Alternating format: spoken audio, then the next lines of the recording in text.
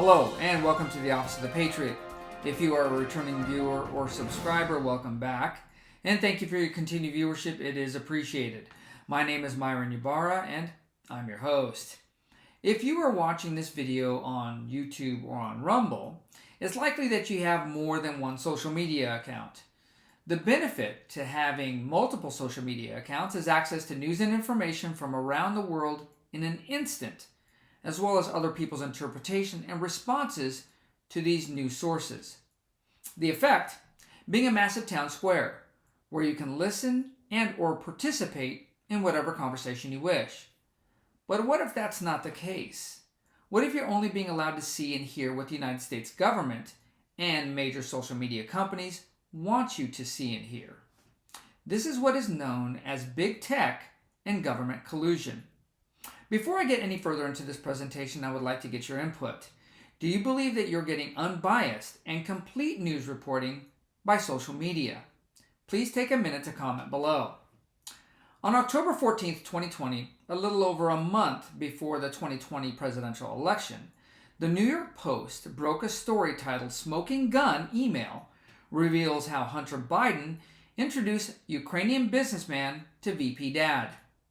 In the story, it was alleged that Hunter Biden took his laptop into a repair shop, but never returned to pay for or retrieve the laptop.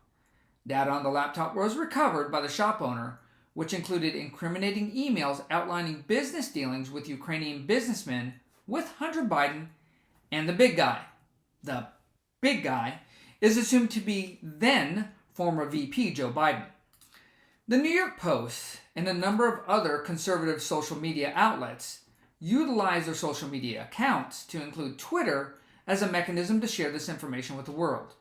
But almost immediately, legacy media like CNN and MSNBC claimed that this was a Russian disinformation campaign to affect the outcome of the United States presidential election and discredited all of the information that was presented.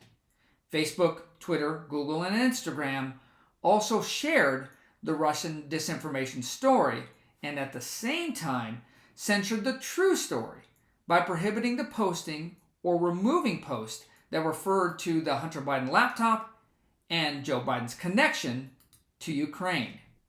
This was done to limit the spread of damaging information and negative press prior to the 2020 election.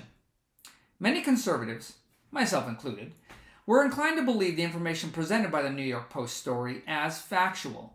However, the censoring campaign did pay off, and former VP Joe Biden was elected the 46th President of the United States.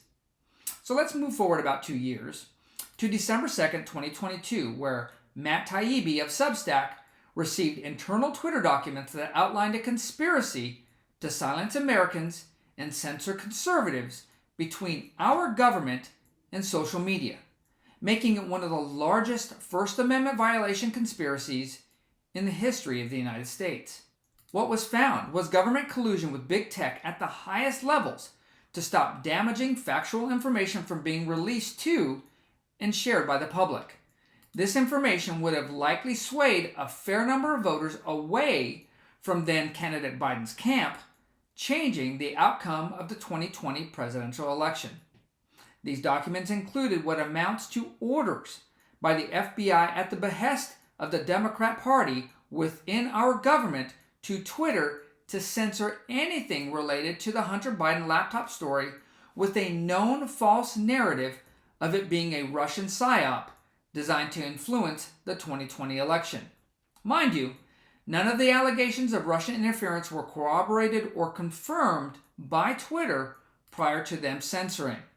In fact, the FBI knew full well that the laptop and the contents were genuine, and the story was factual because the laptop was in their possession during the secret meetings they had with social media.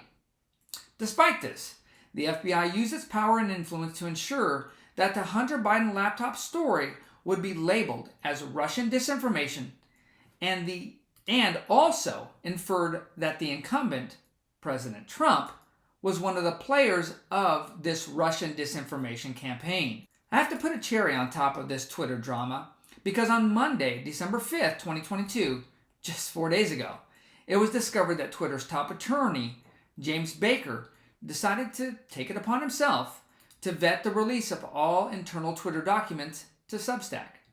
Now, this might not sound like a big deal to you, but a couple of mouse clicks will reveal that James Baker was formerly a lead attorney for the FBI and was one of the personnel responsible for Russiagate investigations of who? President Donald Trump.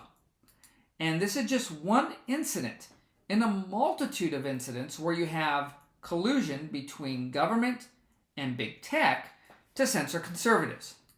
The tools that these Democrat political operatives use to keep and wield power include the FBI, the DOJ, and legislative writ like Section 230.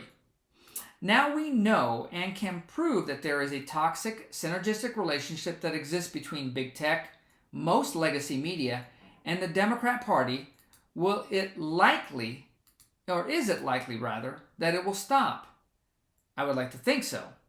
But most of the useful idiots of the Democrat Party will likely still believe their leaders, and their leaders will continue to convince and enrage their masses with hate propaganda about conservatives. When you have government officials and bureaucrats, especially those working in or for federal law enforcement agencies like the FBI, injecting their political bias into the enforcement of law, then you no longer have a republic of and for the people. You have a de facto Gestapo working as a police state, and pseudo-private companies like Twitter acting as state-run media. And in a police state, you are definitely not free. You have the appearance of being free. You may have internet access, but that just happens to be heavily censored. But you just watch TikTok videos anyway, and you shop on Amazon, so what does it matter? You have the ability to go anywhere you want, but that's just for the time being, until we're forced to go all electric, if you can afford it, or you'll use public transit. But then, government can turn off your car at a moment's notice, or stop public transit at a moment's notice. But you stay at home anyway, because you're all out of masks, and you aren't due for another COVID vaccine for about 4 weeks.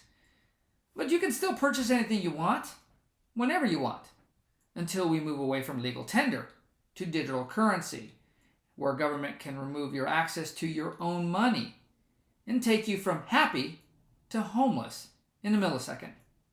Now, some of you watching may think that this is tinfoil hat conspiracy theory talk. However, I look at this problem from the scientific perspective of Occam's razor. Is it more likely that our government is working in our best interest by limiting and censoring what we can see, write, or speak? Or is it more likely that this is an alliance between big tech, big business, and government to control people? Truth is, I can't say for sure. But the story of how to catch a wild pig is becoming more and more plausible every day. I want to thank you for tuning in to today's episode. If you enjoyed the content, please take the time to subscribe, like, and share my channel on your social media. It is appreciated. And as always, have a great day and stay safe out there.